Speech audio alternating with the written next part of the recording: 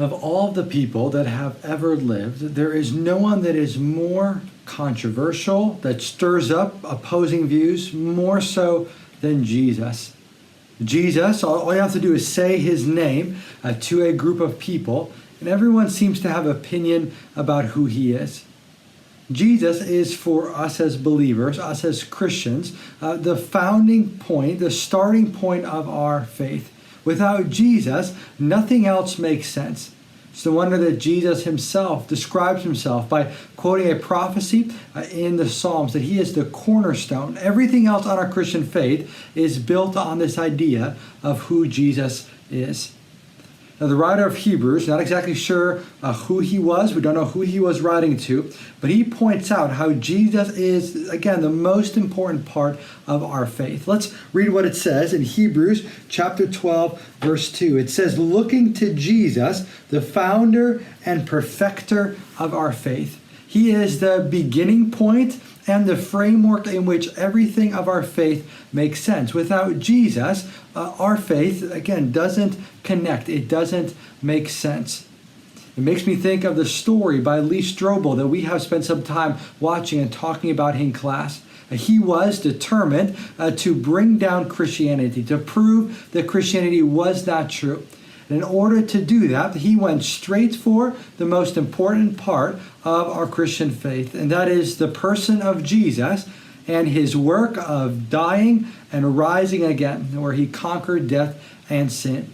So this Jesus, the most important point of our faith, is going to be the starting point of many of our worldview answers. So in order to understand Jesus more closely, let's head over to the drawing board where we'll be able to sketch out some of the key parts of the Christian faith. When the early church was started, some of the earliest challenges, the doctrinal challenges, were on the person of Jesus. Who is this Jesus? The first thing that they had to settle, and we talked about that in the Council of Nicaea, was Jesus really fully God, completely God, and was he really fully man, completely man? 100% God and 100% man. That does not mean that God was partially God and partially man. He could switch back and forth. That also did not mean that he was someone with a split personality. He was God and man, split but in the same person. No, Jesus was completely God and completely man all the time. He was fully divine and fully human. So that would be the first truth that we need to understand about Jesus. The second one is this, that he was sent by God himself. Jesus is part of God's rescue mission. The world needed, we talked about that yesterday, to know the truth about God. And so as the clearest revelation of who God is, God sends his son Jesus to the world. And the world responds, we read that in the Gospels, with confusion, and to this day wondering who Jesus really was. Thirdly, Jesus was also 100% perfect.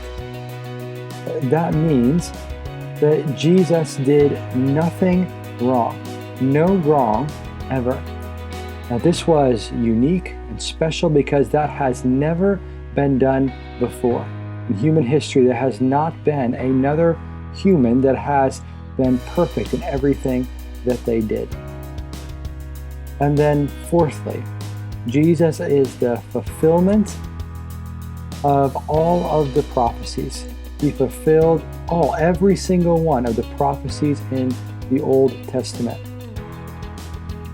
From Genesis 3 in the Garden of Eden by the tree, to the law of Moses, which was given on Mount Sinai, to the kings and the prophets that ruled in Israel.